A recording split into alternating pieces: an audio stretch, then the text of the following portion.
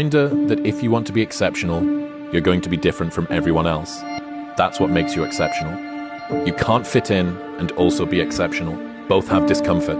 When you fit in, you have internal conflict because you're not being 100% you. When you're exceptional, you have external conflict because everyone sees you as different. Pick one. When your friends start to say, "You've changed," remember it's because they don't know how to say, "You've grown."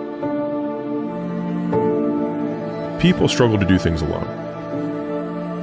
And the path of the exceptional person is one of an exception, which means that you are not with other people.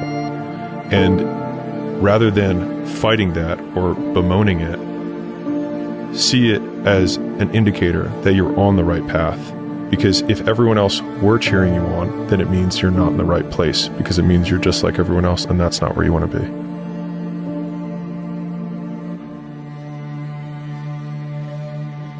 Misery will always have company. Success breeds contempt. If you don't want to make waves, be mediocre. Be normal and fit in.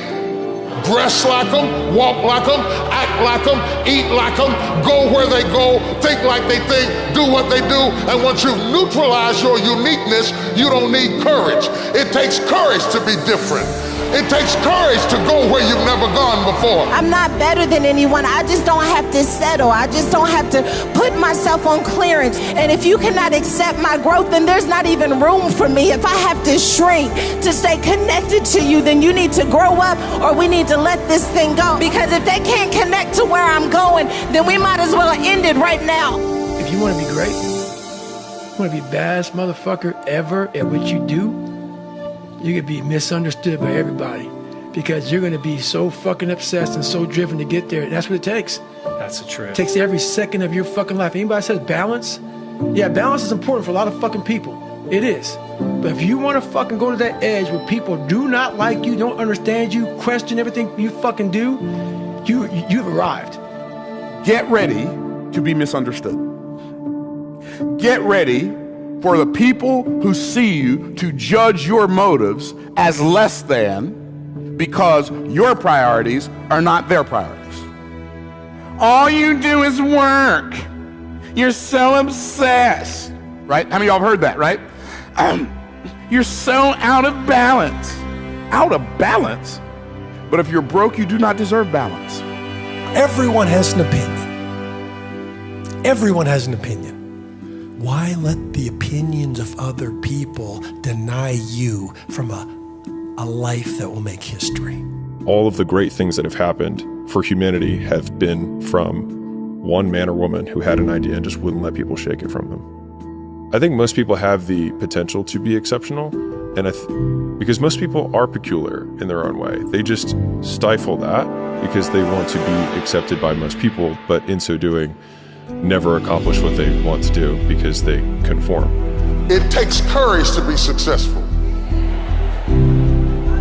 It is far easier not to be successful. Do you have the courage to act outwardly on what you see inwardly? Or will you die a dreamer? Will you die on the verge and on the edge and in the land of coulda, woulda, and shoulda? People don't talk about people that don't win. If you win, they're gonna talk about you.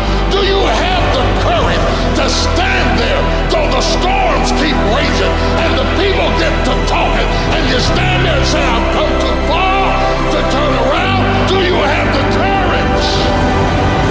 I think the happiest people in life have decided not to do what they were programmed to do as a child, which is to fit in, color within the lines, be quiet, be a good boy, be a good girl. That ends up being a really boring life, and it's not what you were born to do. All of the good things in your life lie within outside those lines. Because you're not like everybody else. You know, when you're built different than everybody else and you have this desire for more, this desire for achievement, and this desire to win, everybody else looks at you like you're fucked up.